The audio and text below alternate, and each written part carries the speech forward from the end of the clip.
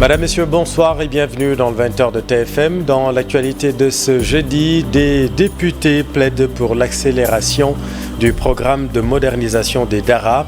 Une délégation parlementaire s'est rendue à Tivaouane où 5 talibés ont trouvé la mort la semaine dernière dans un incendie. Régulation des télécommunications électroniques, le ministre en charge du numérique demande à l'ARTP d'asseoir une régulation tarifaire accessible à tous. Et puis il a longtemps incarné le visage du football africain. Le Camerounais Issa Hayatou est mort. L'ancien président de la CAF est décédé ce jeudi à Paris à l'âge de 77 ans.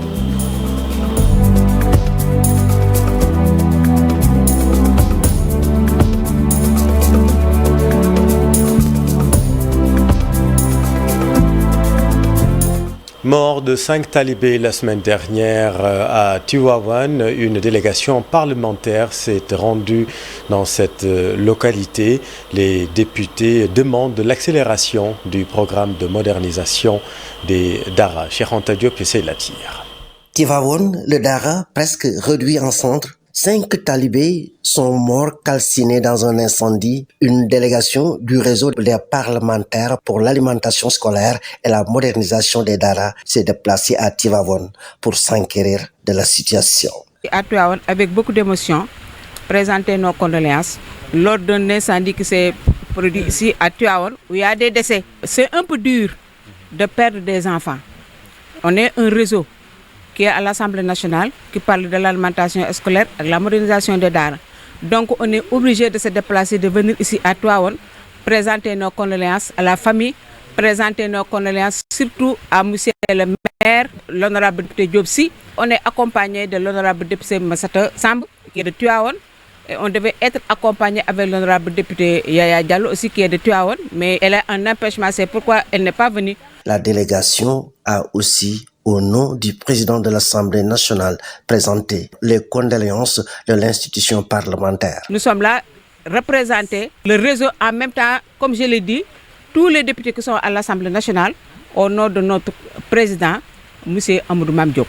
D'une petite voix, avec des mots diplomatiques, la présidente a incité les autorités locales à une réflexion pour contrôler les Daara éparpillés un peu partout à Tivaouane. Des migrants sénégalais retrouvés morts en République dominicaine. Les migrants se sont perdus.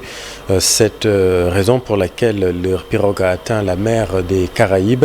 C'est l'avis de Marie-Louise Ndiaye, journaliste spécialiste des questions migratoires. La voici avec Ibrahim Akan. Comment une pirogue qui a quitté le Sénégal peut se retrouver dans les Caraïbes? Parce que la destination initiale, c'est les îles Canaries.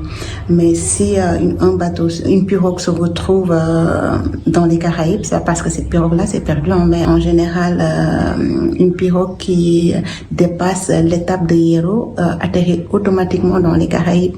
Et dans les Caraïbes, il est difficilement... des migrants survivent difficilement. La majorité des pirogues qui se retrouvent dans les Caraïbes, ces migrants-là n'ont presque aucune chance de survivre. Et je l'avais même signalé dans le premier jet de mon film documentaire sur l'immigration irrégulière.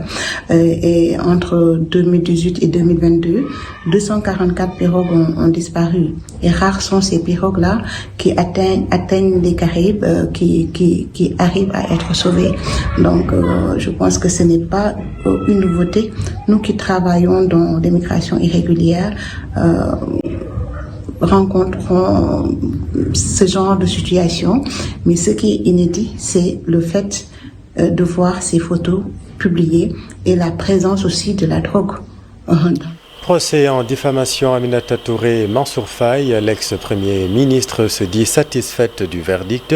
Elle estime que le temps des magistrats devait être utilisé autrement. Voici Aminata Touré avec Chérif Dia. Oui, j'ai appris avec satisfaction ma relaxe pure et simple par le tribunal de Dakar suite à la plainte surréaliste de Mansour Faye pour diffamation. Pour rappel, je faisais un commentaire sur la gestion des fonds Covid d'une manière générale, et j'ai qualifié de carnage financier ce qui s'est passé dans le ministère qu'il dirigeait. Je ne faisais ainsi que citer le rapport de la Cour des comptes, commenté d'ailleurs par une large partie de nos concitoyens, où ce rapport précise qu'il y a eu une surfacturation de 2,749 milliards pour l'achat du riz sur les fonds Covid, pendant que nos compatriotes, certains étaient malades, d'autres ont perdu la vie. Nous étions tous dans une situation d'angoisse généralisée. Et pendant ce temps, il y en a qui pensaient à faire de la surfacturation à un montant extraordinaire. Ce sera l'occasion, en tout cas moi j'ai l'espoir, que justement dans le contexte de la reddition des comptes, Mansour Faye aura à répondre justement de cette surfacturation que je rappelle à hauteur de 2,749 milliards et qu'il dira au juge ce qu'il en est, puisque le rapport de la Cour des comptes est sur la table du procureur depuis plusieurs mois. Voilà ce que je voulais dire sur cette affaire qui n'avait pas sa raison d'être. Le temps des magistrats doit être utilisé, à mon avis, plus utilement. À la une également de l'actualité, le Sud-Est enseignant supérieur proteste contre le maintien en poste du recteur. Les syndicalistes ont tenu un sit-in devant le rectorat de l'ICAD. Fatou Bintou Conté. Les professeurs de l'université membres du Sud-Est n'arrivent pas à comprendre la présence jusque-là du recteur de l'université Amadou Ali Mbaye, dont le mandat est arrivé à expiration. Le mandat de l'ancien recteur, M. Amadou Ali Mbaye, a pris fin le 22 juillet 2024, conformément à la loi numéro 2015-26 du 28 décembre 2015 relative aux universités publiques du Sénégal. Son entêtement à demeurer en fonction, malgré les rappels à l'ordre du ministre de tutelle et les protestations unanimes de la communauté universitaire, constitue une atteinte grave au principe de bonne gouvernance. D'ailleurs, le professeur Yankoba Sidi, ancien du SAES, révèle que l'UCAD n'a plus de recteur depuis 17 jours. Aujourd'hui, 17 jours, cette université n'a pas de recteur.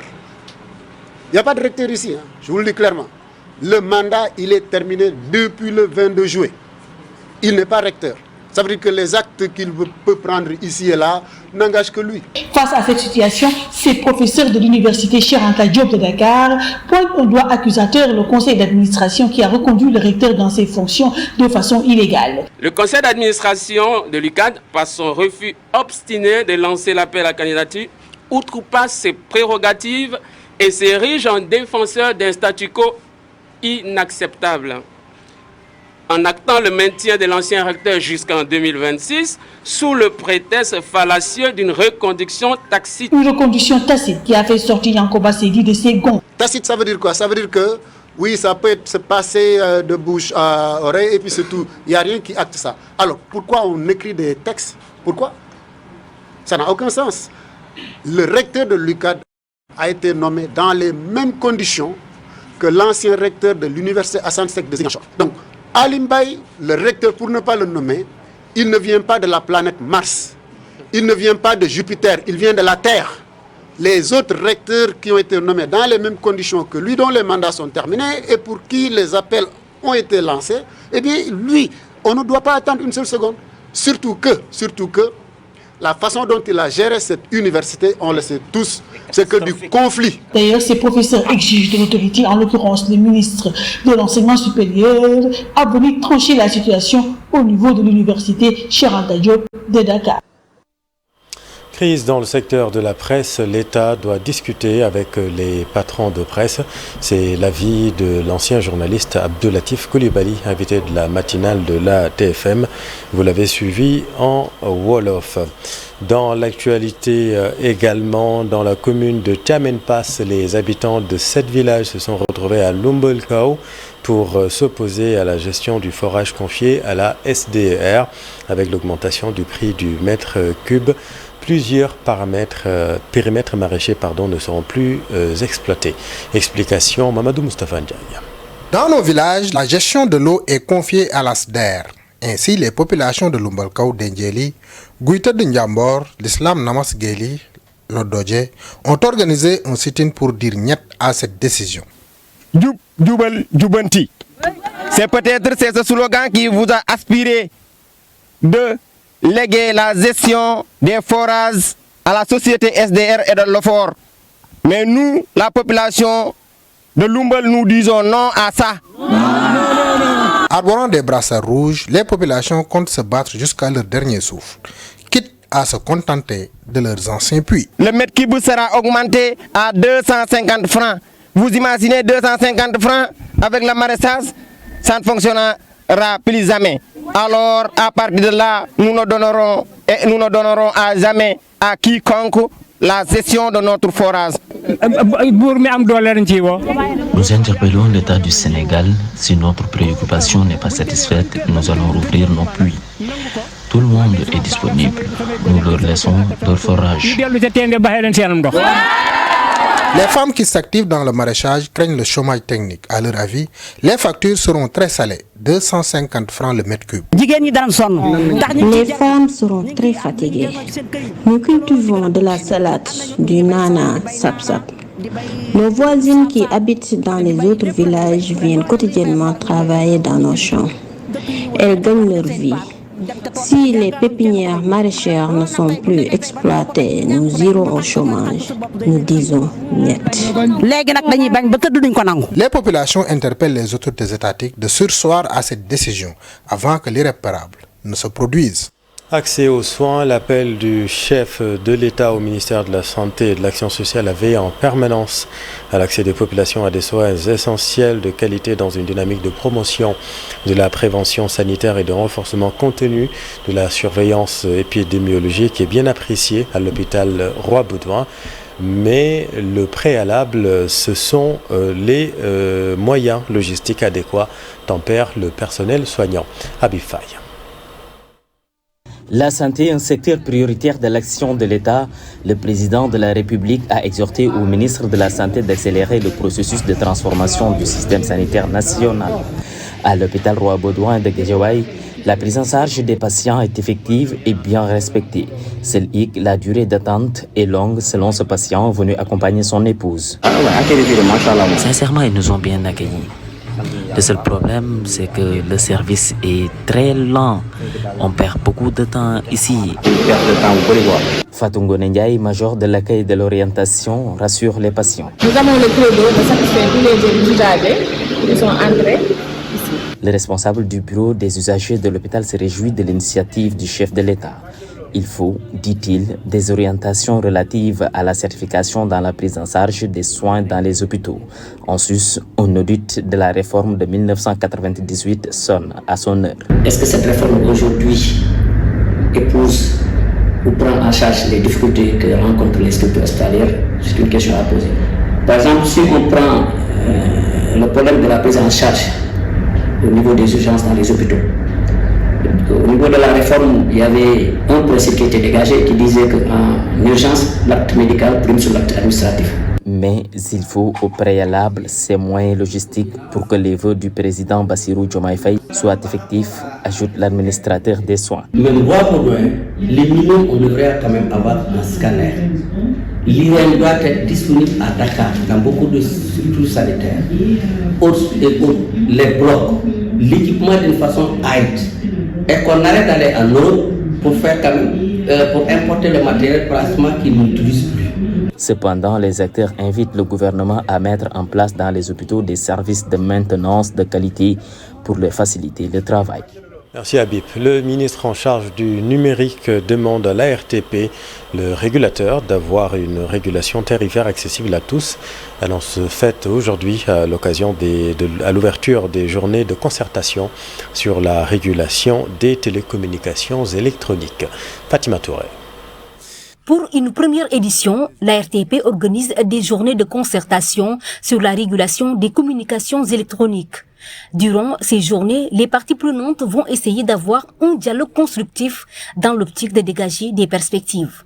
L'organe de régulation se fixe des objectifs, notamment l'accès aux services Internet sur toute l'étendue du territoire national et à des prix abordables.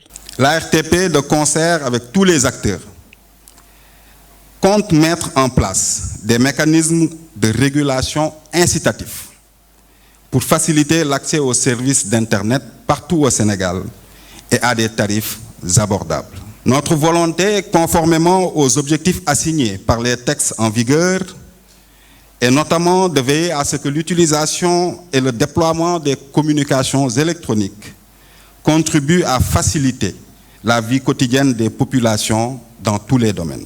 Le ministre de la Communication, quant à lui, exhorte les opérateurs de télécommunications à revoir leur tarification.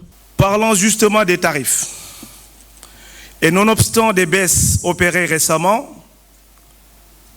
j'exhorte les opérateurs de télécommunications à faire davantage d'efforts dans ce sens pour améliorer le pouvoir d'achat de nos concitoyens et surtout dans l'accès à Internet devenu incontournable dans les produits de consommation des ménages. Les associations consuméristes, pour leur part, demandent plus de moyens afin de continuer à défendre les intérêts des consommateurs. Il faut que le régulateur fasse une veille technologique accrue et il faut également favoriser la concurrence parce que c'est ça qui permet de stimuler l'innovation et de faire baisser les prix. Il faut aussi renforcer la protection des consommateurs et pour cela, il faut capaciter les associations de défense des consommateurs. Nous ne sommes pas les seuls acteurs, mais nous avons été toujours là depuis des décennies. Mais également, il faut des sanctions qui sont dissuasives et il faut la simplification des procédures de réclamation. 2 jours durant, les acteurs vont réfléchir sur la question de la régulation du secteur des communications électroniques. Au sortir de ces ateliers, des recommandations. Dans l'actualité également, la mort du Camerounais Issa Hayatou. Il a longtemps incarné le visage du football africain, ancien président de la Confédération africaine de football. La COF a perdu l'un de ses anciens dirigeants émérites, Issa Hayatou, 1988-2017, puis président par intérim de la FIFA d'octobre 2015 à février 2016 et décédé donc ce jeudi à Paris. C'est la fin de cette édition. Merci infiniment de l'avoir suivi. Les programmes continuent sur TFM. Restez avec nous. Vous êtes au bon endroit. Bonne soirée.